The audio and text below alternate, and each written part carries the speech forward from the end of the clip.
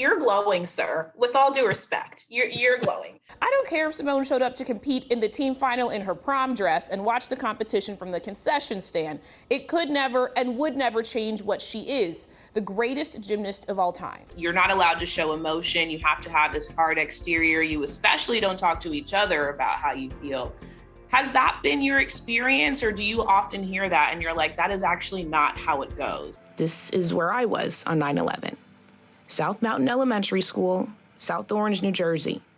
Mrs. Paisner was the only adult in the room with me on that Tuesday morning in 2001. I have to go back to something that you just said. You said your father wears sunglasses in public so that people do not know that he's Asian. Is that what you just said to me? Yes. What was that conversation when he told you he was doing that? I know it with everything in my heart that we're going to win this war. What does that mean? How do you win this war? What does that look like? Because a lot of people aren't hopeful about that. You was flirting with the ladies while you was doing the triathlon? That'll do it. Yeah. Oh! I need to know, what are the keys to making the perfect TikTok? Because y'all's are pretty good. I was cackling at my desk and they're like, what are you laughing about? Your TikToks are good. I want to go back to Shark Tank for a second. What is the wackiest, craziest pitch you've ever heard and you were like, who let you in here? Thanks for having me, Ashley. I had a blast. Great questions. It's Thank nice to have an you. interview where I get asked something different. It was a lot of fun. Yeah. Thank you.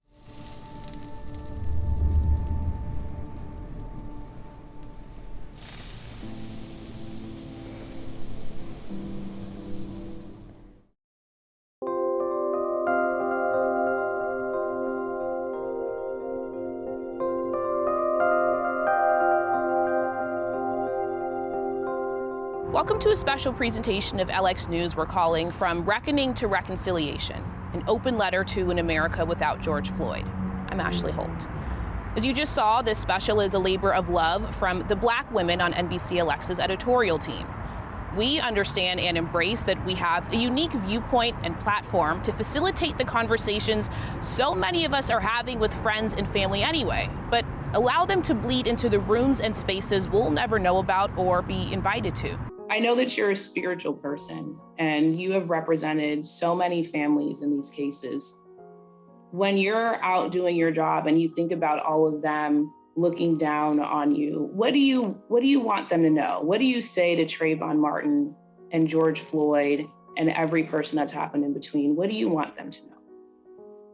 Wow, Ashley, that's a pretty deep question. I think about Botham Jean every single day when I get home from work, flip the light switch and take a look around before hanging up my keys. It's that sense of not even having complete security in my own home that I can't change and that so many people who look like me also feel at no fault of our own.